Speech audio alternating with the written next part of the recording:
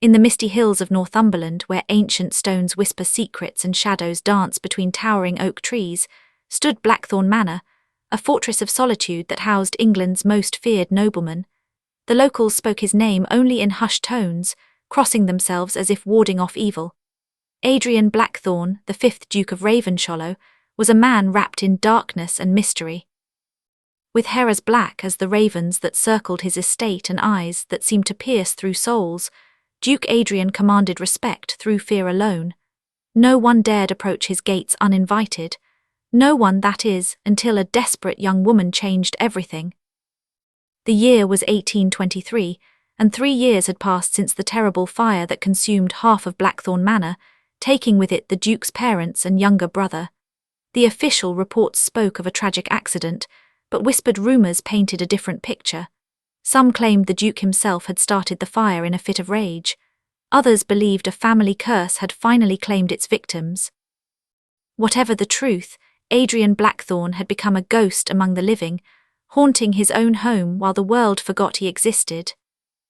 But on this particular autumn morning, as golden leaves danced on bitter winds, a young woman named Evangeline Hartwell stood at the imposing iron gates of Blackthorn Manor.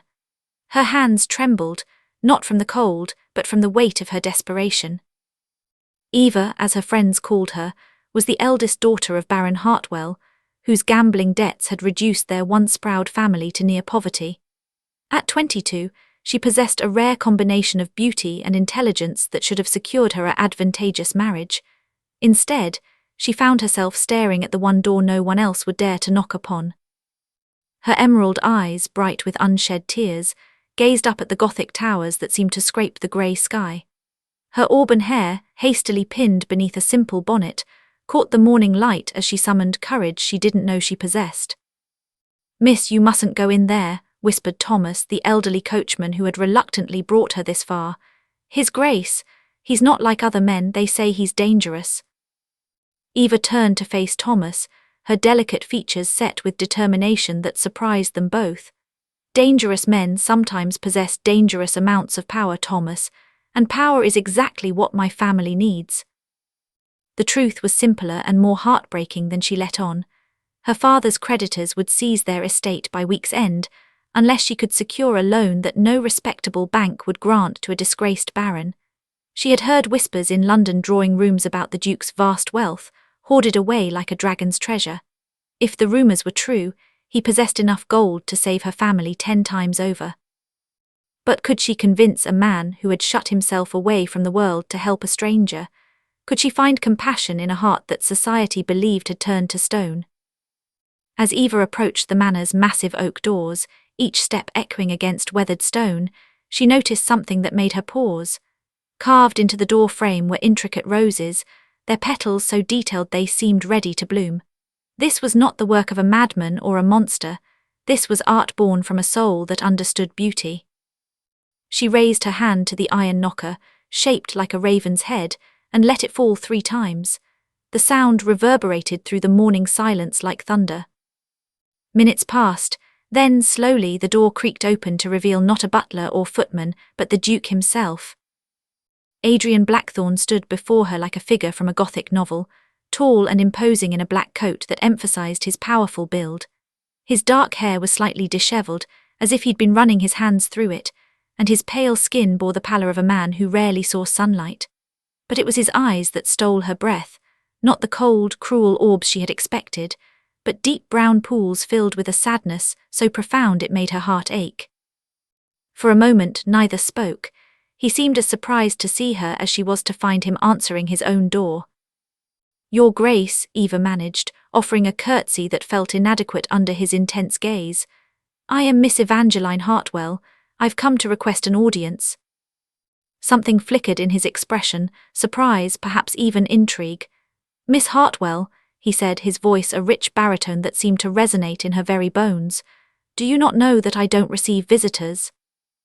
"I know that you don't receive the usual sort of visitors, Your Grace, but I am far from usual, and my circumstances are far from ordinary." A ghost of a smile played at the corners of his mouth, the first genuine expression he'd worn in years. Indeed, And what circumstances bring you to my threshold when earls and ministers fear to tread? Eva lifted her chin, meeting his gaze directly, the kind that require a man of extraordinary power and, I hope, extraordinary compassion. Adrian studied her for a long moment, this slip of a girl who stood before his door without trembling, who looked at him not with fear but with hope. Against every instinct that had kept him alive and alone for 3 years, he stepped aside. "You'd better come in, Miss Hartwell, but I warn you, those who enter Blackthorn Manor are forever changed by what they find within." As Eva crossed the threshold into the shadowed grandeur of the manor, she could not have imagined how prophetic those words would prove to be. Behind them, the heavy door closed with a sound like fate itself sealing their destinies together. The interior of Blackthorn Manor was a study in contradictions that left Eva breathless. Despite the rumours of neglect and decay, the halls gleamed with careful maintenance. Paintings lined the walls, not the typical portraits of stern ancestors, but landscapes so beautiful they seemed to capture the very soul of the English countryside. Everywhere she looked, Eva saw evidence of a man who appreciated beauty, despite the darkness that supposedly consumed him. Adrian led her through corridors lit by tall windows that cast dramatic shadows across polished marble floors. She noticed his gait, confident yet careful, as if he carried invisible weights upon his shoulders. When they reached his study, a room lined floor to ceiling with leather-bound volumes, he gestured for her to sit in a chair across from his imposing mahogany desk. "Tea," he offered, and Eva was startled by the courtesy.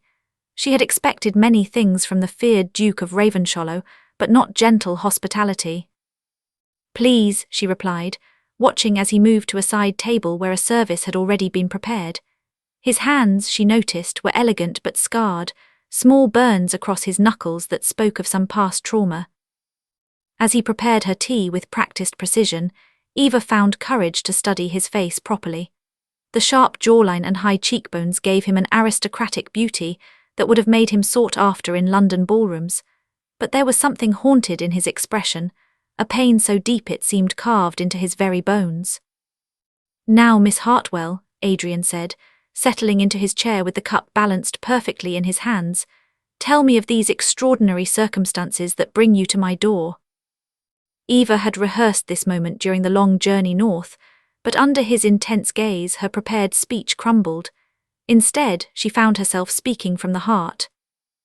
"My father is a good man who made terrible choices," she began, her voice steady despite the emotion threatening to overwhelm her. "His gambling has reduced our family to poverty, and our creditors demand payment by week's end. If I cannot secure a loan of £3,000, we will lose our estate, and my 15-year-old sister she will be sold to pay my father's debts." Adrian's teacup paused halfway to his lips. "Sold." "To Lord Pemberton," Eva said, the name leaving her mouth like poison. "He has offered to forgive my father's debts in exchange for my sister's hand in marriage. She is but 15, Your Grace, and he is not a kind man." The change in Adrian was immediate and startling. His entire body went rigid, and his eyes flashed with an anger so fierce that Eva instinctively leaned back. The teacup rattled against its saucer as he set it down with controlled violence. "Pemberton," he said, the name emerging like a growl from some primal place. "That snake still draws breath, does he?" Eva was surprised by the venom in his voice. "You know Lord Pemberton?" Adrian's laugh was bitter and devoid of humour. "Oh, I know him well. He was my father's business partner once before." He trailed off, his jaw working as if fighting some internal battle. "Before the fire?" Eva asked gently. The silence that followed was so profound that Eva could hear her own heartbeat. Adrian rose abruptly and moved to the window, his broad shoulders silhouetted against the grey light. When he spoke again, his voice was carefully controlled. "What exactly have you heard about that night, Miss Hartwell?" Eva chose her words carefully. "I've heard whispers. Some say it was an accident, others suggest—" She paused, unwilling to voice the accusations. "Others suggest I murdered my own family," Adrian finished, turning to face her. "Is that what brought you here? The hope that a man capable of such evil might find kinship with your desperation?" "No," Eva said firmly, rising from her chair. What brought me here was the certainty that rumors are often lies, and that a man who maintains such beauty in his home, who carves roses into stone and fills his walls with art, cannot be the monster the world believes him to be. Adrian stared at her as if she had spoken in a foreign tongue. You defend me without knowing me. I see you without believing them, she countered. There is a difference. For a moment, the mask of controlled indifference slipped, and Eva saw something raw and vulnerable in his expression. Then, as quickly as it had appeared, it was gone. £3,000, he said, returning to his desk. A trifling sum for a duke's coffers. Eva's heart leaped with hope. Then you'll help us. I will save your sister, Adrian said, his voice taking on a formal tone that made Eva's skin prickle with unease. But not with money. I don't understand. Adrian pulled out a sheet of fine paper and began writing with swift, sure strokes. I am going to make you an offer, Miss Hartwell, and I suggest you consider it carefully. He finished writing and handed her the paper. Eva's eyes widened as she read the formal script. A marriage contract. A business arrangement, Adrian corrected. You become my duchess, and in exchange your family's debts are forgiven, your sister's safety is guaranteed, and you receive a dowry that will ensure your father never gambles again. Eva stared at the document, her mind reeling. But why? You don't know me, you owe me nothing. Adrian's smile was sharp and dangerous. Because, my dear Miss Hartwell, you've just given me something I've wanted for 3 long years. What? An excuse to destroy Marcus Pemberton. The room seemed to grow colder as Eva realized the depths of whatever history lay between these two men. She was not just asking for help, she was offering herself as a weapon in some war she didn't understand. I need time to think, she whispered. Time is a luxury your sister doesn't have, Adrian reminded her gently. But I am not without mercy. You may stay the night and give me your answer in the morning. Mrs. Crawford will show you to a room. As if summoned by magic, an elderly housekeeper appeared at the study door, her kind face a stark contrast to the tension filling the room. That evening, as Eva sat by the fire in a beautifully appointed guest room, she tried to make sense of the day's revelations. She had come seeking gold and found instead a man of contradictions, gentle yet fierce, isolated yet caring, feared yet misunderstood. Below her window, she could see Adrian walking alone through the manor's gardens, his dark figure moving between the shadows like a restless spirit. Whatever secrets he carried, whatever pain drove him to such solitude, she found herself wanting to understand rather than fear it. But marriage, to a man she had met mere hours ago, the rational part of her mind screamed that it was madness, yet something deeper, some instinct she didn't fully understand, whispered that Adrian Blackthorne might be her salvation rather than her doom. As the fire burned low and night claimed the manor, Eva made her decision. Tomorrow would bring consequences that would change her life forever, but tonight, for the first time in months, she felt hope. In his own chambers far below, Adrian stood before his window, staring out at the same stars. He had not expected to feel anything when he made his calculated offer to the beautiful Miss Hartwell. It was meant to be strategy, pure and simple, a way to strike at Pemberton through legitimate means. But as he remembered the way she had looked at him without fear, the way she had defended him without hesitation, something long dormant stirred in his chest, something that felt dangerously like hope. The question was whether hope would be enough to overcome the darkness that surrounded him, or whether he was about to destroy an innocent woman in his quest for revenge. Eva woke to the sound of rain against her window, and the weight of an impossible decision pressing down upon her. As grey dawn light filtered through the elegant curtains, she found herself thinking not of the marriage contract waiting for her signature, but of the man who had offered it. She dressed carefully in her second-best gown, a modest blue silk that had seen better days but still maintained an air of respectability, and made her way downstairs to find Adrian in his study. He stood with his back to the door, reading a letter that seemed to cause him considerable distress. Your Grace, Eva ventured softly. Adrian turned, and she was struck by how exhausted he looked. Dark circles shadowed his eyes, and his usually immaculate appearance was slightly dishevelled, as if he had spent the night pacing rather than sleeping. "Miss Hartwell," he said, attempting a smile that didn't quite reach his eyes, "I trust you slept well." "As well as could be expected under the circumstances," she replied honestly. "Is that news from London?" Adrian's jaw tightened as he crushed the letter in his fist. Pemberton grows impatient. He has moved up his timeline. Your father now has 3 days to deliver your sister, not a week. Eva's blood chilled. 3 days, but that's impossible, I haven't even. Which is why I'm going to ask you to trust me completely, Adrian interrupted, moving to her side with predatory grace.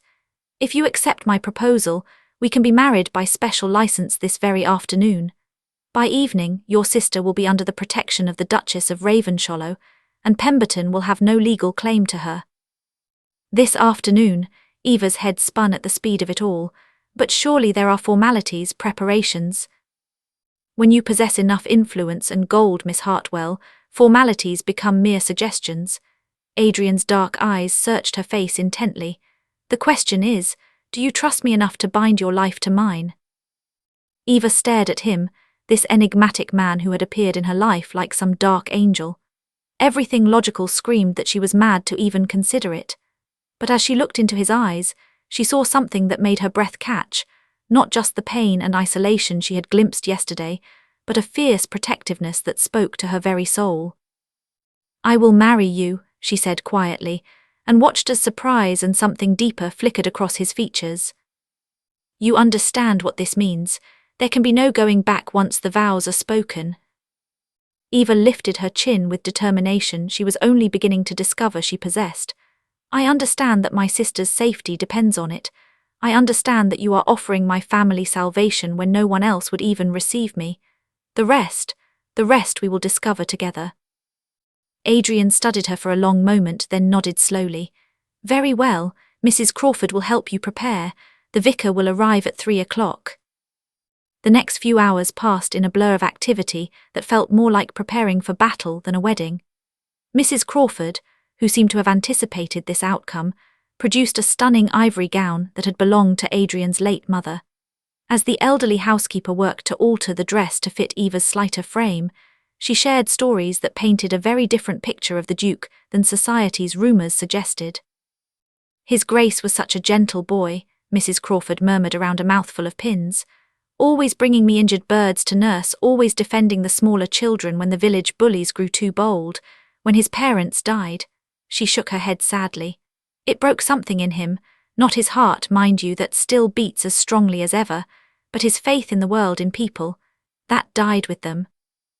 "What really happened that night?" Eva asked softly. Mrs. Crawford's hands stilled.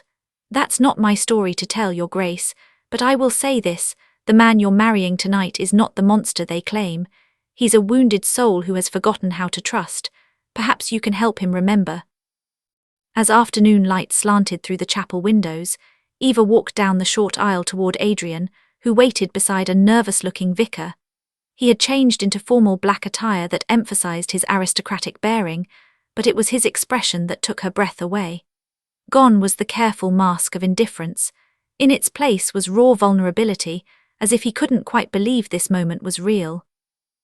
The ceremony itself was brief and formal, their vows spoken in voices that carried more weight than the simple words suggested. When Adrian slipped his mother's emerald ring onto Eva's finger, his hands trembled slightly, the first sign of uncertainty she had seen from him. "You may kiss your bride," the vicar announced, and Eva felt her cheeks warm as Adrian stepped closer. "May I?" he asked quietly, and the courtesy of the question in such a moment touched her more than any grand romantic gesture could have. Eva nodded, and when his lips met hers, the kiss was gentle, reverent, nothing like the passionate embrace she might have expected from England's most feared duke. It spoke of gratitude and promise, of two souls finding unexpected solace in each other. But their moment of peace was shattered by the sound of hoofbeats thundering up the manor's drive. Adrian's head snapped up, his expression instantly transforming into something sharp and dangerous. "He's here," Adrian said grimly, and Eva felt ice form in her veins.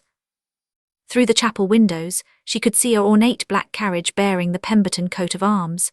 As they watched, a man emerged, tall, thin, with greying hair and cruel eyes that seemed to devour everything they touched.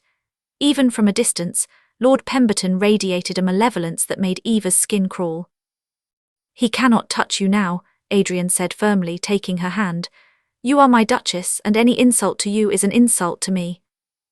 But as they made their way back to the manor, Eva noticed the tension in Adrian's shoulders, the way his free hand instinctively curled into a fist. Whatever history existed between these two men, it was about to come to a head, and she was caught in the middle of it. Pemberton was waiting in the main hall, his pale eyes taking in every detail of the manor's grandeur with undisguised avarice. When he saw Adrian and Eva approach, his thin lips curved into a smile that held no warmth. "Well, well," Pemberton drawled, his voice like silk over steel. "The reclusive Duke emerges from his cave at last, and with a bride no less."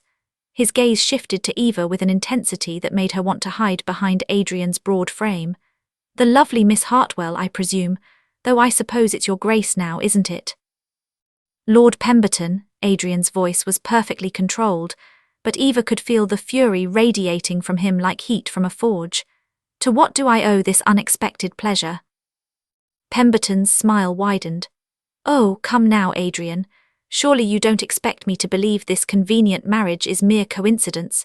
I've come to collect what's rightfully mine, only to find you've swept my prize from under my nose." "Your prize," Eva found her voice, stepping forward despite Adrian's restraining hand on her arm. "My sister is not a prize to be won, sir. She is a child, and she is now under the protection of this house." Pemberton's laugh was like breaking glass. "Spirited, I can see why you chose her, Adrian. She reminds me of someone else we both knew. What was her name? Ah, yes, Catherine." The change in Adrian was instantaneous and terrifying. The careful control he had maintained shattered like ice, and for a moment, Eva truly understood why men feared him. His dark eyes blazed with such fury that even Pemberton took a step back. "You will not speak her name in my house," Adrian said, his voice deadly quiet. "Your house," Pemberton's confidence returned as he realized he had struck a nerve. "The same house where you burned your family alive. How fitting that you should bring another innocent lamb to slaughter." "Get out," Adrian's voice was barely human now. But Pemberton was far from finished. "Tell me, Adrian, have you shared the truth with your lovely new bride? Does she know that the fire wasn't an accident? Does she know about the letters you received threatening to expose your father's indiscretions, unless payment was made? Does she know you chose revenge over your family's lives?" Eva felt the world tilt around her as the words hit like physical blows. Letters, threats. She looked at Adrian, searching his face for denial, but found only anguish so profound it stole her breath. "The truth, my dear Duchess," Pemberton continued, savouring every word like fine wine, "is that your husband received my ultimatum the night of the fire. Pay his father's gambling debts, debts far greater than your own family's modest troubles, or watch me destroy everything the Blackthorn name represented. He chose pride over family, and they burned for it." "That's not," Adrian began, but his voice broke. "Isn't it?" Pemberton pressed. "You were so consumed with protecting the family honour that you ignored my warnings. And when the fire started, accidentally, I'll grant you, you were too late to save them because you were in London, trying to raise the very money you had refused to pay me weeks earlier." Eva stared at Adrian, watching as the terrible truth unfolded across his features. He hadn't murdered his family, but his choice, his pride, had led to their deaths all the same. "Adrian," she whispered, but he couldn't meet her eyes. Pemberton moved closer, his victory almost complete. "So you see, Your Grace, you've married a man who destroys everything he touches. I wonder how long it will be before your own family pays the price for his stubborn pride." The threat hung in the air like a blade, and Eva realized with crystal clarity that their ordeal was far from over. Pemberton hadn't come merely to gloat, he had come to finish what he had started 3 years ago. And this time, she and her family were the weapons he intended to use. The silence that followed Pemberton's revelation stretched like a taut wire ready to snap. Eva stood frozen between the two men, her mind struggling to process the devastating truth that had just shattered her world. Adrian, the man she had trusted with her family's salvation, the man she had married mere hours ago, was haunted by choices that had led to unspeakable tragedy. But as she watched Adrian's shoulders bow under the weight of Pemberton's words, as she saw the anguish etched into every line of his face, Eva felt something unexpected rise within her, not fear or betrayal, but fierce, protective anger. "You're a monster," she said quietly, her voice cutting through the tension like a blade. Pemberton raised an eyebrow. "My dear Duchess, surely you're addressing the wrong man." "No," Eva stepped forward, her green eyes blazing with righteous fury. "I'm speaking to you. You manipulated a young man's love for his family, used it as a weapon against him, and when tragedy struck, you twisted that grief into a prison he's carried for 3 years. "Eva, don't," Adrian began, but she silenced him with a raised hand. "You speak of my husband's pride as if it were a sin," Eva continued, advancing on Pemberton with such intensity that the older man actually retreated a step. "But what of your greed? What of your cruelty? A honourable man would have worked with his partner to find a solution. A decent man would have shown compassion in the face of tragedy. You, sir, are neither." Pemberton's facade of control began to crack. "You little fool, you don't understand the forces you're meddling with. Your husband's father was into me for £50,000, money I needed to maintain my own estates, my own family. Money you lost through your own poor investments." Adrian's voice thundered through the hall as he finally found his strength. "Don't rewrite history, Marcus. My father came to you as a friend, seeking advice about a temporary shortage of funds. You saw opportunity in his vulnerability and transformed a simple loan into a death sentence." Eva watched as the two men faced each other across the marble floor, years of hatred and guilt crackling between them like lightning. But she also began to notice details that chilled her blood: the way Pemberton's eyes kept flicking toward the windows, the subtle bulge beneath his coat that suggested he hadn't come unarmed, the calculated positioning that kept him between them and the main door. "This has gone on long enough," Pemberton said, his mask finally dropping completely to reveal the predator beneath. 3 years I've waited for you to emerge from your self-imposed exile. 3 years I've planned for this moment." His hand moved to his coat. "You've cost me everything, Adrian. My reputation, my standing in society, my wealth, all because you couldn't see past your precious family honor to do what needed to be done." "Marcus, no," Adrian began, but Pemberton was already drawing a pistol from beneath his coat. "Your death will be ruled a tragic accident," Pemberton said conversationally, as if discussing the weather. "A hunting mishap, perhaps. Your grieving widow will inherit everything, and I will console her in her time of need. A romantic notion, don't you think?" Eva felt ice flood her veins as she realized the true scope of Pemberton's plan.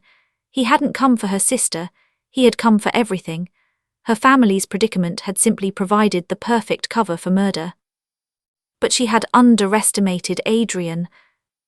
The Duke of Ravenshollow moved with the fluid grace of a predator, years of self-imposed isolation having honed his reflexes rather than dulled them. As Pemberton's finger tightened on the trigger, Adrian threw himself sideways, pulling Eva with him behind a massive marble column, just as the pistol discharged with a thunderous roar. "Stay down," Adrian commanded, his body shielding hers as marble chips showered around them from the bullet's impact. "Adrian, I'm sorry," Eva whispered urgently. "I brought this to your door." "No," his dark eyes met hers with blazing intensity. "You brought me back to life. Whatever happens now, I need you to know, marrying you was not strategy. Somewhere between yesterday and today, it became the only choice my heart could make." Before Eva could respond, Pemberton's voice echoed through the hall. "How touching, but you're only delaying the inevitable, Adrian. I have men positioned outside, your staff has been neutralized, there's nowhere to run." Adrian's jaw tightened, and Eva saw him calculating their options with the tactical precision of a general. "The servants' stairs," he murmured. "We can reach my study, there are weapons there." But as they prepared to move, a new voice cut through the tension, young, clear, and absolutely furious. "Take your hands off my sister, you bastard." Eva's heart stopped as she recognized the voice. "Lily," she called out in horror. Around the column's edge, she could see her 15-year-old sister standing in the doorway, her blonde hair disheveled and her blue dress torn. but her eyes blazing with the same fierce determination that ran in their family. Behind her stood a man Eva didn't recognize, tall, broad-shouldered, with concerned grey eyes. "Miss Lily insisted on coming," the stranger called out apologetically. "Said she wouldn't let her sister face danger alone. I'm Dr. James Morrison. I was treating your father when she burst in demanding to be brought here immediately." Pemberton's laugh was triumphant. "Perfect, now I have all the pieces in place."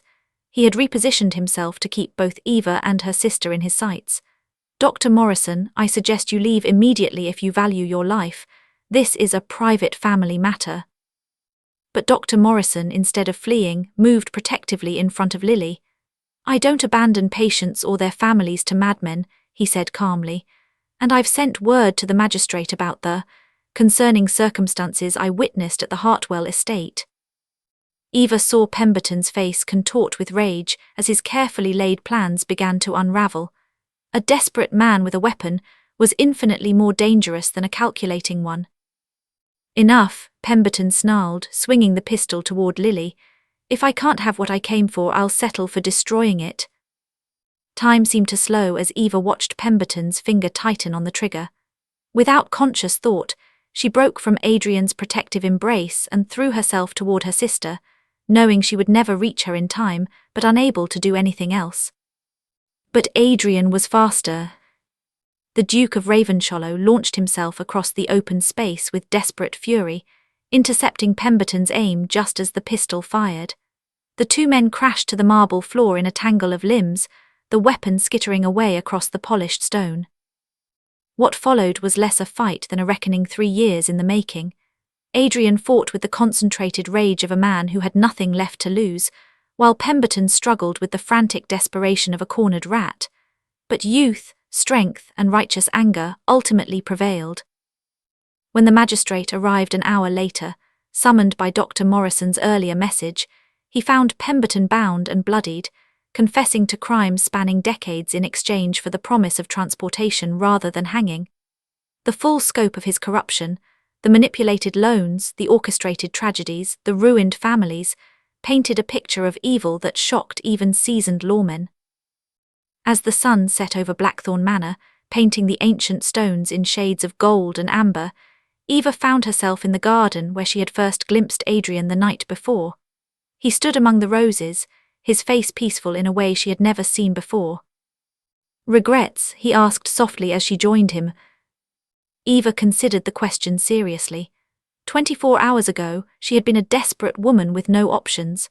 Now she was a duchess, married to a man she was only beginning to understand, her life forever changed by choices made in crisis. "None," she said finally, and meant it, "though I confess this wasn't how I imagined my wedding day would end." Adrian's laugh was warm and genuine, transforming his entire face.